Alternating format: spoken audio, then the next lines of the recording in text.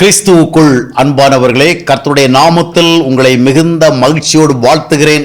கர்த்தர் உங்களோடு இருப்பாராக, உங்களை ஆசீர்வதிப்பாராக.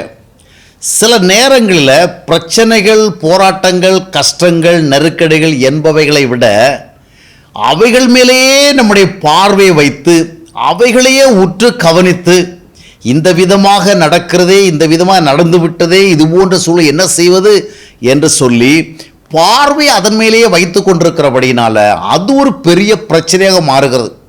சிலர் பார்த்திங்கன்னா காலில் ஏதாவது கொஞ்சம் ஒரு இச்சிங், ஒரு சொரிகிறது மாதிரி ஒரு ஃபீல் வந்தால் என்ன பண்ணுவாங்கன்னா சொரிந்து விடுவாங்க. அதுக்கப்புறம் சரியாயிடும். இருந்தாலும் என்ன பண்ணுவாங்கன்னா கொஞ்ச நேரத்துக்கு பிறகு மறுபடியும் சொரிவாங்க. ஏன்னா அவங்களுக்கு அதில் ஒரு திருப்தி. அதுபோல் சிலர் பார்த்திங்கன்னா காலுகளில் ஏதாவது கையில் ஏதாவது ஒரு புண்ணு இருக்கும். அந்த புண்ணையே பார்த்துட்டு இருப்பாங்க, அந்த புண்ணையே நோண்டிக்கிட்டு இருப்பாங்க. அந்த புண்ணையே ரவுண்டில் என்ன பண்ணுவோன்னா கையை வைத்து வைத்து ஏதாவது பண்ணி அந்த புண்ணை என்ன பண்ணுவாங்கன்னா பெருசாகிட்டே இருப்பாங்க. அதனால் அது குணமடைகிறது வாய்ப்பு இல்லை.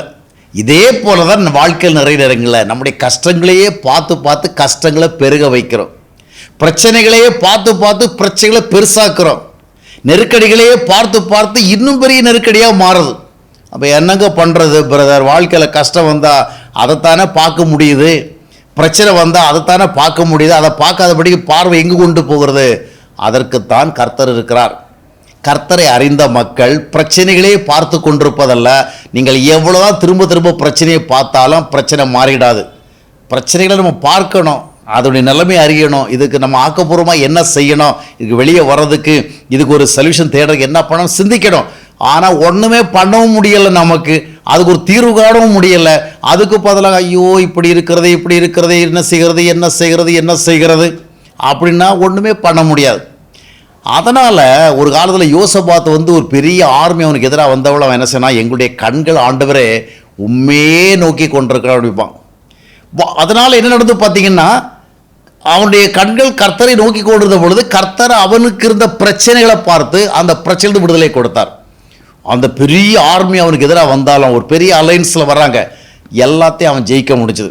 அருமையானவர்களையே, பிரச்சனைகளே பார்த்து கொண்டிருக்கிறதில்ல, கர்த்தரை பார்க்கணும், ஆண்டவரிடத்தில் பேசணும், ஆண்டவரிடத்தில் சொல்லணும். அப்படியே கஷ்டம் கண்ணீர் பிரச்சனை அப்படின்னு சொல்லிகிட்டே இருந்தால், இதை 4 பேர்கிட்ட நீங்கள் சொல்லிட்டு இருந்தால், 4 பேர் ஃபோன் பண்ணி பேசியிருந்தா உங்களுக்கு என்ன நடக்கும்னு நினைக்கிறீங்க? ஆறுதலில் கிடைக்கும். இந்த பிரச்சனைகளை குறித்த அழுத்தம் அதிகமாகிட்டே இருக்கும். நீங்கள் திரும்ப திரும்ப மனுஷங்களை சொல்ல சொல்ல என்னன்னு சொன்னால் இதை குறித்த ஒரு பெரிய ஒரு பாரம் பெருசாகிட்டு இருக்கும். ஆண்டவர்கிட்ட சொல்லுங்க, பாரம் குறையும். கர்த்தர் மேலே நீங்கள் பார்வை வைங்க, உங்கள் பிரச்சனை மேலே ஆண்டவர் பார்வை வைப்பார். வசனம் என்ன சொல்லுது? கர்த்தர் மேலே உன் பாரத்தை வைத்து விடு, அவர் உன்னை ஆதரிப்பார், நீதிமானை தள்ளாட விட்டார். அதே நேரத்தில் இன்னொன்றே கவனிக்கணும், பிரச்சனையை மட்டும் ஆண்டவரத்தில் கொண்டு வச்சிட முடியாது. பிரச்சனையை வைக்கிறதுக்கு முன்னாடி நம்ம ஆண்டவருடைய பாதத்தில் வைக்கணும். நம் பிரச்சனையை ஆண்டவர்கிட்ட சொல்கிறதுக்கு முன்னாடி நம்மை குறித்து ஆண்டவர்கிட்ட சொல்லணும். நிறைய பேர் பார்த்திங்கன்னா குடும்ப கஷ்டத்தை சொல்லுவாங்க, வியாபார கஷ்டத்தை சொல்லுவாங்க, வேலை கஷ்டத்தை சொல்லுவாங்க, பிள்ளைகள் கஷ்டத்தை சொல்லுவாங்க.